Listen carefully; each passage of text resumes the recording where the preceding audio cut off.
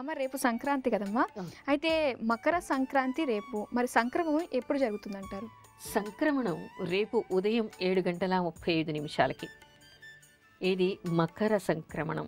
అంటే ధనస్సు నుంచి రవి మకర రాశిలోకి రేపు ఉదయం 7:35 ప్రవేశిస్తాడు. అప్పటి నుంచి పగలంతా కూడా మనకి పర్వటి కాలమే. మామూలుగా ఏం చెప్తారు, ఎప్పుడైనా సరే రవి మకరంలోకి ప్రవేశించిన తర్వాత 40 గడియలు పుణ్యకాలమని పర్వటి కాలము అని అంటారు. 40 గడియలు అంటే ఒక గడికి 24 నిమిషాలు. ఈసారి ఏమైంది, ఉదయాన్నే రవి ప్రవేశిస్తున్నాడు కాబట్టి ఉదయం 7:35 నుంచి ఆ తరువాతి కాలం పగలంతా కూడా మనకి పర్వటి కాలంగానే చెప్తూ ఉన్నారు. అయితే ఈ పర్వటి కాలంలో ఏం చేయాలంటారు? అత్యంత పర్వటి కాలం అంటే ఈ సూర్యుడికి సంబంధించి మకర సంక్రాంతి కానీ సూర్యుడికి సంబంధించి కానీ ఏమిటంటే గ్రహణంలో వచ్చినటువంటి ఫలితం. అంటే ఏదైనా దానం చేసినా కూడా అశేషమైనటువంటి ఫలితం వస్తుంది. తర్వాత అక్షయ పుణ్యఫలం వస్తుంది, నాశము లేనటువంటి పుణ్యఫలం వస్తుంది అని చెప్తారు. అందుకని రేపటి రోజు ఇక్కడ చాలా నియమాలు మనకి కనిపిస్తాయి. అది ఏమిటి అంటే నల్ల నువ్వుల పిండి కానీ నువ్వుల నూనె కానీ రాచుకొని అభ్యంగన స్నానం చేయాలి. ఆ తర్వాత శివాలయంలో నువ్వుల నూనెతో దీపారాధన చేయాలి, ఇంట్లో నువ్వుల నూనెతో దీపారాధన చేయాలి. తర్వాత రాళ్ళు నూకలు లేనటువంటి బియ్యము నల్ల నువ్వులతో ఈశ్వరుడికి పూజ చేయడం చాలా విశేషం. చాలామంది చేయరు, ఈ విషయం తెలియదు. కానీ ఇది నేను చెప్పట్లేదు, ధర్మసింధు లాంటి ప్రామాణిక గ్రంథాల్లో మనకి కనిపిస్తున్నటువంటి విషయం. నువ్వులు దానం చేయాలి. తర్వాత తెల్ల నువ్వులతో దేవతలకి తర్పణాలు వదలాలి. నల్ల నువ్వులతో తండ్రి లేనటువంటి వాళ్ళు పితృదేవతలకి తర్పణాలు వదలాలి. సూర్య నమస్కారం చేసుకోవాలి, అర్ఘ్య ప్రదానం చేయాలి. ఆ తర్వాత తండ్రి లేనటువంటి వాళ్ళందరూ కూడా పిండ ప్రదానం అక్కర్లేదు, కానీ శ్రాద్ధ తిథిలాగా బ్రాహ్మణులకి భోజనం పెట్టాలి, పెద్దలకి తర్పణ వదలాలి.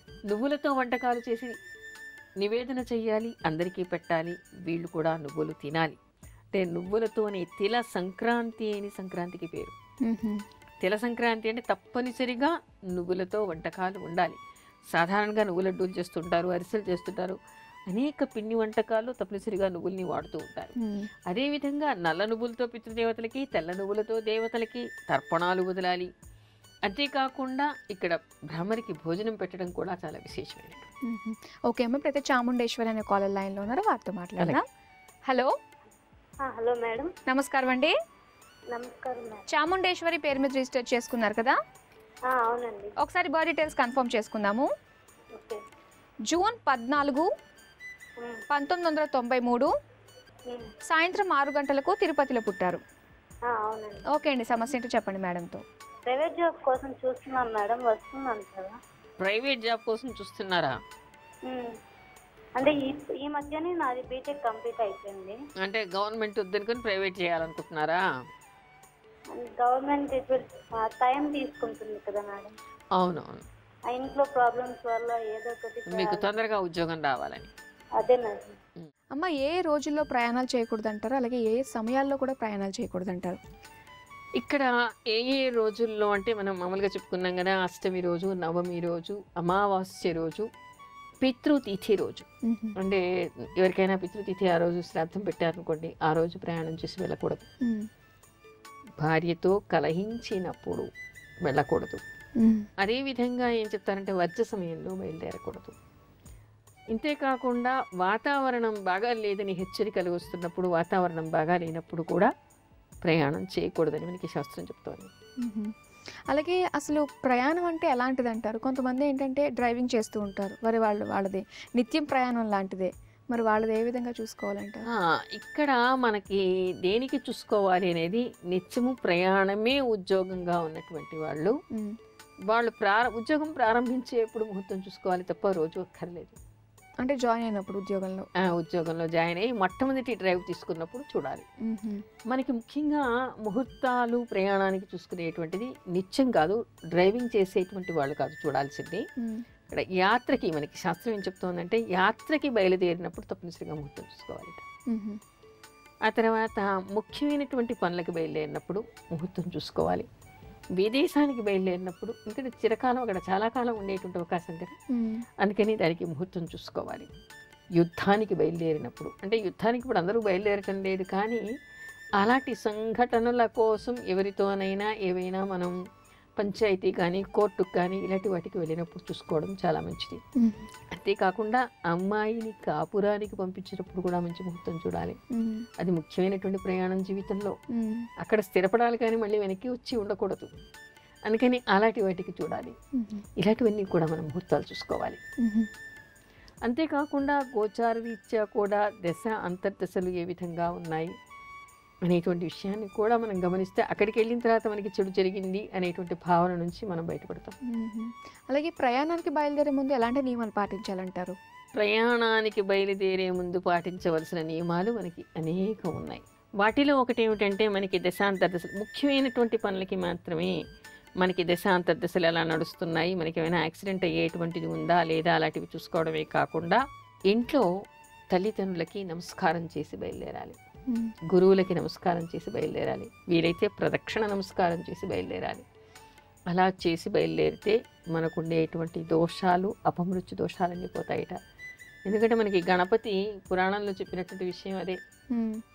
మొత్తం భూమండలం ప్రదక్షిణ చేసినటువంటి ఫలితం వస్తుందిట. అంటే మన తల్లిదండ్రులకు కూడా, అంటే ఎవరి తల్లిదండ్రులు వాళ్ళకి జన్మనిచ్చినటువంటి వాళ్ళు. అసలు ఈ సృష్టిలో, ఈ ప్రపంచంలో ఈవేళ మనం ఉండి మనం మాట్లాడుతున్నాం అంటే దానికి కారణం మన ఈ భూమి మీదకి రావడానికి మన తల్లిదండ్రులే కారణం. అందుకని వాడు దేవతలతో సమానము, దేవుడు ఎక్కడో లేడు, మీ తల్లిదండ్రులోనే ఉన్నారు. అందుకని కేవలం వారికి ప్రదక్షిణ చేసి నమస్కారం చేసి బయలుదేరితే మొత్తం భూమండలంలో ఉండేటువంటి దేవాలయాలన్నిటికీ కూడా తిరిగి ప్రదక్షిణ చేసినటువంటి నమస్కారం అలా చేస్తే సకల దోషాలు పోయినట్టే కదా. ప్రయాణంలో ప్రమాదంలో చిక్కుపోకుండా ఉండడానికి ఎలాంటి పరిహారాలు చేసుకోవాలంటారు? ఇక్కడ మనకి నిజమే ప్రమాదాలు జరుగుతూ ఉంటాయి. ప్రమాదాలు జరిగినప్పుడు వాటిలో ప్రమాదంలో మీరు అన్నట్టు ఇందాక కూడా అన్నారు కదా, అందరికీ హాని జరగదు, కొంతమంది తప్పించుకుంటారు, కొంతమంది చచ్చిపోతారని. ఇక్కడ హాని జరగకూడదంటే మనం కొన్ని పరిహారాలు చేసుకోవాలి.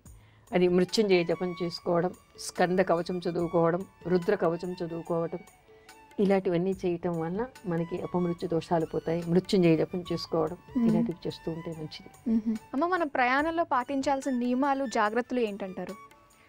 నియమాలు, జాగ్రత్తలు అంటే మనం జ్యోతిష్యపరంగానే కాకుండా సామాజికంగా కూడా మనం కొన్ని పాటించాల్సినటువంటి అవసరం ఉంది. పరిశుభ్రంగా ఉండడం, పరిసరాలని పరిశుభ్రంగా ఉంచటం. మనం స్వచ్ఛ భారత్ అని చెప్పుకుంటున్నాం, కానీ ఆ పేరుతో అస్వచ్ఛం చేసేస్తున్నారు అన్ని చోట్ల. నేను మొన్న చూశాను, కాశీకి వెళ్ళాను, ట్రైను సెకండ్ క్లాస్ ఏసీ అయినా కూడా ఏం చేస్తున్నారు, చెత్త అంతా ఎక్కడంటే అక్కడ. నిజానికి ఏసీ కంపార్ట్మెంట్లు ఎక్కడంటే అక్కడ వేరు, చెత్త తీసుకెళ్లే వాళ్ళు కూడా వస్తూ ఉంటారు. అలా కాకుండా టాయిలెట్స్ దగ్గర ఒక చిల్లుల పుట్ట, రంధ్రాలు ఉన్నటువంటి ఇనుప పుట్టల్ని పెట్టేస్తూ ఉన్నారు, అందులో వేయమని. కానీ వాళ్ళు మంచి కోసమే పెట్టారు, అంటే రైల్వే డిపార్ట్మెంట్ తప్పేమీ ఇది కాదు. కానీ మన అజ్ఞానం, ప్రయాణం చేసేటువంటి వాళ్ళకి, ప్రతి వాళ్ళకి కూడా దేశం మీద కానీ పరిశుభ్రం మీద కానీ కొంత అవగాహన ఉండాలి. మనకేమిటి అని ప్రతి వాళ్ళు అనుకోకూడదు. ఇక్కడ ఏం చేస్తున్నారు, ఆడవాళ్ళు నాప్కిన్సన్లో పడేస్తూ ఉన్నారు, పిల్లల నాప్కిన్సన్లో పడేస్తున్నారు.